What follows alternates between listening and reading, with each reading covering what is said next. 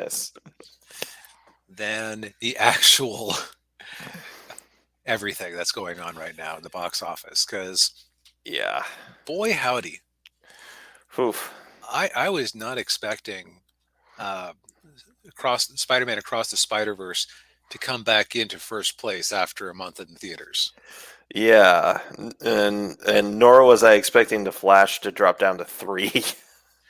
Yeah, 72% drop. Those are Morbius numbers. Yeah. Now, since you have seen the movie, is it better? Is it better than Morbius? Absolutely 500% better than Morbius. It's got issues, but it actually feels like a movie that wants to have something to say. Just that it was too many cooks in the kitchen, too many changes of direction. Yeah. Yeah, Chingis' Spider Verse sweep is real. Yeah. Yep. Now, as far as other things, Elemental had actually a very respectable hold week over week after its first weekend, only Yeah. dropping 38%. Though, granted, the first weekend wasn't very good. I mean, that was what 28, 29 million. Yeah, let's find out. Actually, I think that'll be opening weekend was 29 million. So Yeah. it's got some legs. It's just that it tripped out of the starting gate. Yeah. It's still a $200 million movie plus marketing. So absolutely no way this thing makes profit. Oh no. Um, the Flash is just unfortunately, it's an unmitigated disaster. I only say Yeah. unfortunately because you know it's a send off for Michael Keaton's Batman. So you'd hope that that would. I think we talked about this last week. How the Flash is, in my opinion, the epitome of DC's fanboy capture, Yeah. where you have scenes like the Spider with Nicolas Cage Superman that are so inside baseball that I think I had to explain it to my dad what that was about. Yeah. And he watches all these DC movies and TV shows. Yeah. If you wonder who was watching Titans, he was watching Titans, and he was sad that they're canceling it. Oh wow. So so there you go. Yeah. Um, the other big movie that came out this weekend, or the actually say the big movie that came out last weekend was No Hard Feelings, uh, Mhm. which somebody put it that the business model for this movie is that there is a like an 8-second scene where Jennifer Lawrence is in the buff, full frontal. Yes. Yeah. Um, we know that there was the incident they called many years back where people's iClouds accounts were hacked called the fappening, Yeah. and she was caught up in that. So I guess she finally hit the point in her career where she said, "Okay, time to cash that trump card." Yeah. So it's going to, even if the movie wasn't good, it would sell some copies just for that. Yeah. Now, reportedly, I've been hearing good things about it. Yeah. I've heard a couple of reviews said it's a hard R raunchy comedy, but it actually does have some um like sentimentality to it, especially in the third act. Which is good because Yeah. you don't want a totally nihilistic experience. Yeah. And where this movie's advantage is that it only cost 45 million to make. And since Sony has their deal where their movies either go to um, anything they make ends up going to Amazon or to Netflix, they're going to make their money back on this one handily, even if it doesn't technically in the theater. Yeah. You sell some streaming rights, you sell some Blu-rays and digital copies, you come out with a unrated cut 6 months later or at the time of home video release, Yeah. or maybe you get 12 seconds of Jennifer Lawrence, Yeah. and you're good. Yes. And then as far as the rest of the top. It's no. Actually, no. There is one new entrant who is doing well for itself by the standards you'd expect it to. Mm. It's the indie movie Asteroid City. Yes, Wes Anderson's new movie with a star-studded cast. Yeah, which you wonder how much that impacted the actual budget on it because there isn't a posted one. Oh, I'm sure. Now, I'm sure. Yeah, I mean, you've got like Tom Hanks, you got like Scarlett Johansson, and right, you wonder like you know that Tom Hanks isn't getting like $20 million to appear in this movie. no, no, Absolutely not.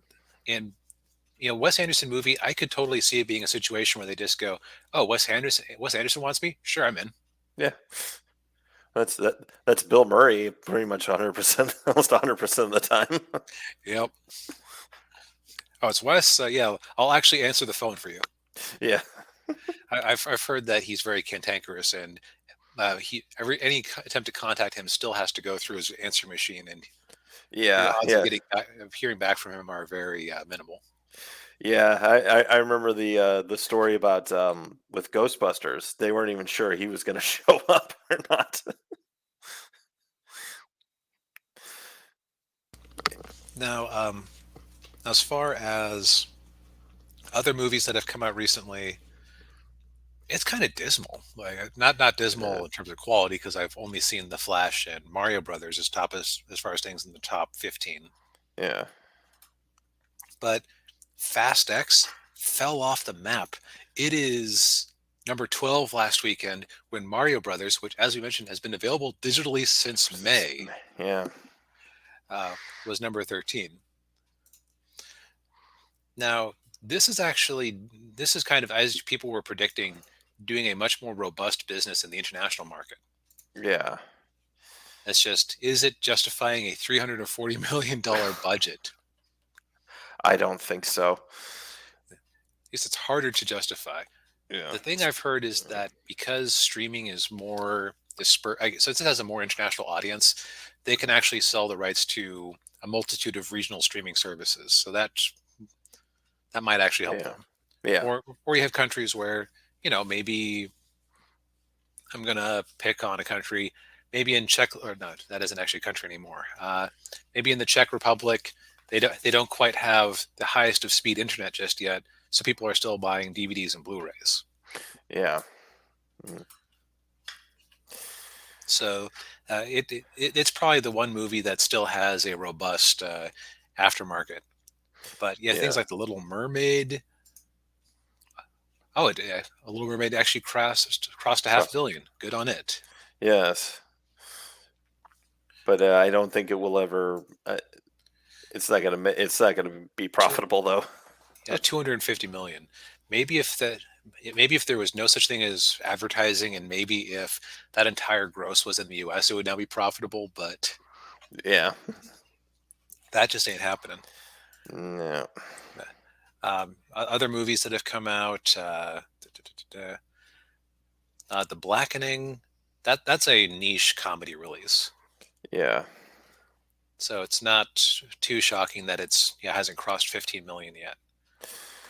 Yeah. The Flash, though, I almost feel like The Flash they would have just Batgirled if they didn't have some sort of requirement to release it. Yeah. Or if they hadn't already spent the amount of money that they had already spent on it and doing all those reshoots and it. Yeah. Man. Technically being ready to release for a long time. Yeah. Boy, it's just I've this summer's box office is just miserable. It's kind of astounding. Yeah.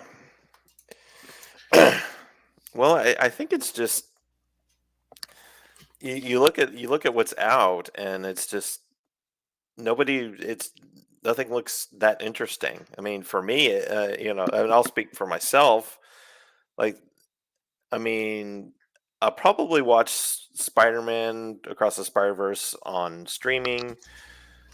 Same with the Flash, and Transformers, but Yeah, and Guardians 3 is on Guardians. my list. Yeah, Guardians 3. Yeah, Transformers, I might give it a watch just because it's more based on the Bumblebee thing. So I enjoyed Yeah. Bumblebee, Yeah.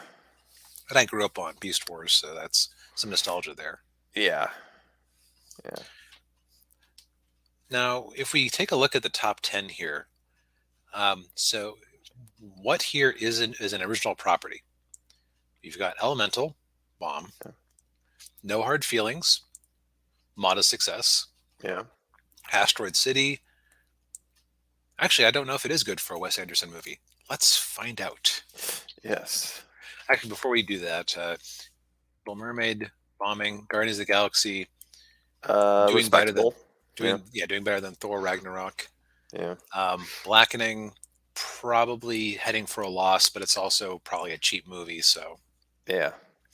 Boogeyman, no information, no opinion. Yeah. Yeah. But so we've got for franchise movies 1, 2, Three, 3, 4, four, 5. So half of it is franchise movies, and the whole point of franchise movies is they're supposed to be sure bets. five. That Yeah. that's that's why you spend the billions of dollars buying Fox or buying an ownership stake in Warner Brothers. Is they have this intellectual property that guarantees money when you come Yeah. out with something.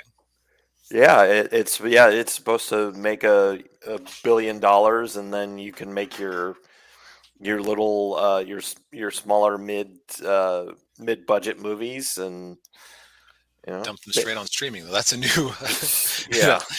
that's a new wrinkle to this whole weird situation. Oh yeah. Yeah. Or make your Oscar bait movies. Right. You make your flashes so that you can afford to make your asteroid cities. So that reminds me, Yes. Wes Anderson. Let's compare this to the first wide weekend of his last major movie. You know, I've never seen a picture of Wes Anderson before. That on the one hand, that kind of looks like I would expect it to look. I was expecting hipster glasses. Yeah. Let's see here. He's an actor. Technical roles. All right. What was? Okay. Grand Budapest Hotel was his last movie. Okay. So how did that do its opening weekend? Let's see. Um, okay. So this had a much fairly comparable if you compare its first actual weekend, Yeah. because its first weekend where it got close to the number of theaters it was in as Asteroid City is in week 2 is like a month in, and it made like 8 million in 2014 dollars, Yeah. which although with ticket inflation that's probably represents half as many tickets sold. Yeah. Well, the fact that they're rolling it out quickly instead of inching it along is a sign that the theater, either his brand is stronger and or the theaters are like, well, what else do we have to show? Yeah. That's probably both. Both are true. So, yeah, I, I kind of am. I don't know. I tend to think that it's more of a content problem than a format problem. Mhm. But I think that what the pandemic taught us is that if you break a habit, it's hard to make people get back into it. Yeah. Yeah. That's very true. And of course, yeah. The grand experiment of releasing a movie on streaming on the same day that you release it in theaters didn't work for a lot of movies. No, in fact, very few movies. Yeah. You think you had some success from DreamWorks with Trolls 2, but that might have just been because it was one of the only one. Like they stabbed AMC in the back and just went straight to digital on demand, and it was Yeah. like a unique thing. And people were like, "Well, I got to do something to keep the kids quiet." Yeah. I mean, and you also had the Matrix Oh, I keep Resurrections. I keep forgetting that they made a Matrix 4. I'm trying to forget that they made a Matrix 4. Yeah, or in Matrix 2 and 3. for that matter, yeah. Yeah. But it's pathetic. Like this is peak box office season in theory, Yeah. I and mean, yeah. not a single movie last weekend broke the $20 million mark. Yeah. I've heard analysis that to get back to comparably bad summer, you have to go back to like 1994, where I think it was like Dick Tracy came out and underperformed, and you had Baby's Day Out, which I remember liking as a kid, but I was a dumb kid Yeah. and I was easy. Yeah, and of course you got the 4th of July weekend this weekend, and then Right? you got Indiana Jones, which is probably not going to save the box office. No, I'm a big fan of your boy Zach. He's been predicting that it makes $1 billion as like a contrarian position. Yeah. Lucasfilm better hope he's right, Yeah. because Because yeah. he's kind of going off of what Kingdom of the Crystal Skull did, scaled up, and just and he's comparing it to Top Gun Maverick. I just don't know that that's going to be the case, just because Yeah. you have things like them releasing it in Cannes to awful results. If that 60 to $70 million opening U.S. weekend holds true, Hmm. that's a long road to $1 billion, even if people like it. Yeah. I said it before. I said it last week. I'll say it again this week. I think Tom Cruise is going to save the movie theaters again. Yep. Tom Cruise, Mario, and Spider-Man. Yeah. Oh boy. When people were kind of predicting that Mario could be the biggest movie of the year, I thought they were insane.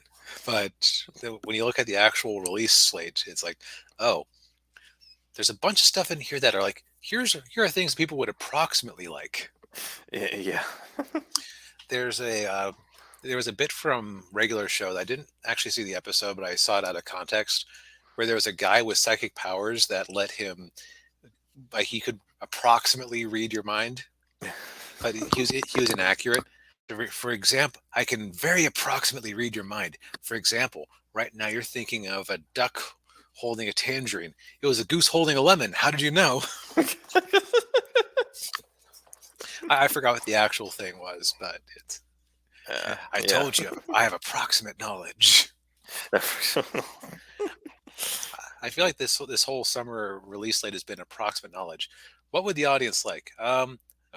Transformers movies have done well in the past. We could do another Fast and the Furious, and people like superhero movies, so we'll do the Flash, and people love Pixar movies. Yeah. All those seem like sure bets 5 years ago when they were all greenlit. I'm actually no, Flash has been development hell, so. Yeah. Yeah. But you feel me? It's just Yeah. all Yeah. these things seem like they would be surefire wins. Yeah. It's That is not how they are turning out. no. So I think that about covers that. There isn't Yes. anything. There isn't any new updates for the home movie charts aside from Mario, unsurprisingly, doing well. Yes. Um, but looking to the future, speaking of sure bets, I think at this point, even with the DC universe